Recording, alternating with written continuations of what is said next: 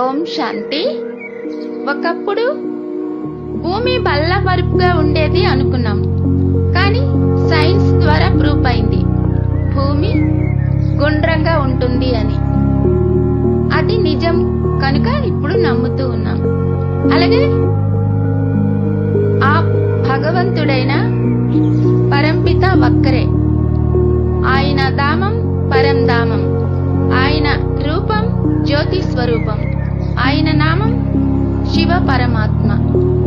అలాగే మానవాత్మ కూడా పరమాత్మతో ఉంటూ ఉంటుంది పరంధామంలో. తన యొక్క పాత్ర ఎప్పుడైతే అప్పుడు ఈ భూమిపైకి మళ్ళీ ఒక దేహాన్ని ధరిస్తూ పాత్రను అభినయిస్తూ